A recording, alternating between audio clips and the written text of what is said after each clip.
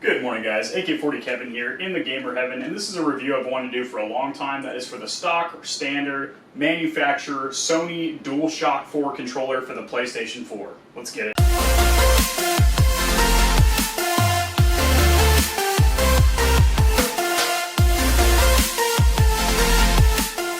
Alrighty, guys, over at the Stormtrooper desktop, as always, going to go ahead and slap myself in here so we can talk about the manufacturer authorized Sony PS4 controller or DualShock 4 controller. As you see, I have 3 iterations right here, coming from most stock or least modified all the way to my personal controller, which has paddles, front and rear shells, trigger locks, thumbsticks, face buttons, hand-painted touch bar, a bunch of other bullshit on it. So we'll just start with this bad boy over here. I'm going to go ahead and pop off these trigger locks so we can get back to full stock.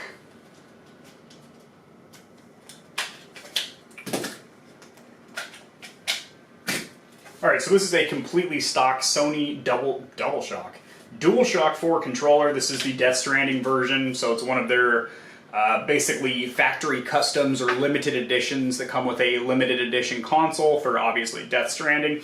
But anyway, in general, it is a completely stock controller. There's no paddles or anything like that. Now, what I will say about the PS4 controller, it is ergonomically extremely good, and build quality is very good. They do not have the reliability issues that the Xbox One controller has, with bumpers breaking, stick drift happening after a few months of heavy use. PlayStation 4 controllers, despite, like a drop or something like that, tend to last very well under normal wear and tear conditions, so that is awesome. A lot of people will say, oh, well, Xbox is an American company, so it should be built with better build quality. Most of the parts are actually produced in China and then just shipped over here to the Xbox assembly plants, so that's not really a thing. But PS4 long-term reliability is very good. Ergonomically, they feel fantastic. I personally prefer the feeling of offset analog sticks like an Xbox controller. I will be doing a separate review of the Microsoft Xbox One controller and then a comparison of the PS4 and Xbox controllers in my semi-professional opinion. I've been building custom controllers for about 2 years. Pictures on screen here. I have reviewed every single premium controller out there, from the Astro C40 to 3 models of Scuff to this, that, every Razer product, every AIM, Battle Beaver, Scuff. I've literally had my greasy mitts behind the sticks of all of those. So I have a little bit of an idea about which controllers I like, which I don't, and some of the features that you guys might actually use and which ones are kind of just marketing gimmicks. So the PS4 controller, all in all, is a fantastic controller. Perfect spacing between the face buttons so you can whack out some combos in fighting games. I think it's a lot more forward-thinking and has a lot more unique features than the Xbox controller, such as the touchpad here, the light bar that changes with the status of your game, as well as a built-in speaker, really cool. And these also have 6-axis motion control, which is kind of a gimmick. It was used a lot on some of the launch titles, like the first Uncharted, where you'd be walking on a log and you'd have to tilt it back and forth to balance Nate so he didn't snap his ankle and fall or anything. But all in all, pretty good controllers. Now, one thing I don't like is their vibration force motors. They're extremely heavy, and they do not have an alternative up here in the triggers like the Xbox. So, I can't remove these when I customize a controller, because then there's no vibration feature, and a lot of games use vibration for certain parts of the game, like when you're near a clue or something like that. All in all, I love the thumbsticks. They are a little short for my taste, but a good set of Control Freaks caps on there and you're good to go. They do have a pretty unique design. They call them Pro Sticks, and it's basically domed in the center and then a concaved lip around the outside, which is pretty cool. And when you're at full lock, these don't have anti-friction rings on them like a custom controller, but they do feel pretty good. It's just they're very stock, very short in their stock configuration.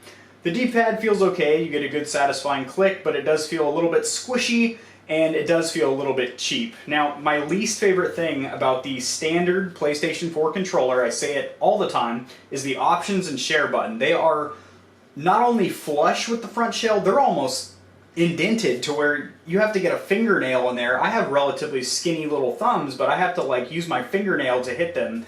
They are not easy to hit. If you've used a PS4 controller and you've quickly wanted to share a clip, you know exactly what I'm talking about. So, all in all, triggers feel really good. Good resistance. Nice, smooth pull. Nice linear pull. Bumpers feel pretty good. And all in all, everything feels very well put together, which is important because you don't want to constantly have to be replacing these things. You have a 3.5mm headphone jack on the bottom. This does produce a little buzzing, whirring sound sometimes, so I recommend people getting a wireless headset with like a dongle adapter. That way you don't need to deal with the onboard amplifier of the controller. Battery life is pretty good on these bad boys. You can usually get about 6 to 8 hours of consistent, constant gameplay on one charge. They do use an internal battery pack, which is something I think Xbox should move towards. One of my viewers recently said in the comments, he brought up a good point that, you know, with the Xbox controllers, you can buy a $20 battery pack that's rechargeable and comes with 2 batteries, but if you do want to have the option of having rechargeables, you do have that, so, you know, you can kind of pick and choose what you want, but then again, that is another 20 bucks you have to spend for rechargeables, so I personally do like having this in here, although if your battery does go down, you either buy a new controller or do what I would do, take off these 4 Phillips head screws, take off the back shell, and replace the battery. It's a little bit cheaper, but more involved.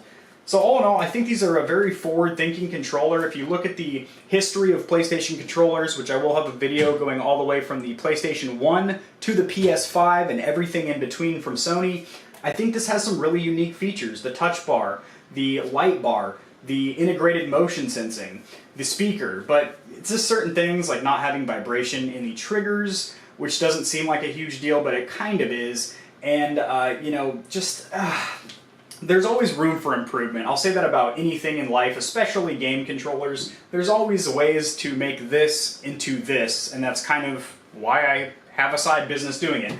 But all in all, I have to give this controller a solid 9 out of 10. I think it's a fantastic stock controller, and there's a reason that these licensed controllers sell for more than a lot of the cheap third-party companies. It's the durability, and it's the fact that you know it's going to work for you when you try and turn your controller on and get down to some nitty-gritty gameplay. So overall, I really do like the standard DualShock 4 controller. 9 out of 10, boys. So look forward to that compilation of the history of PlayStation controllers from the 1 to the 5 and everything in between. I'll be doing a comprehensive review of the Xbox One controller, as well as a comparison between that and PS4. So like, subscribe, see you guys in the next one. Peace.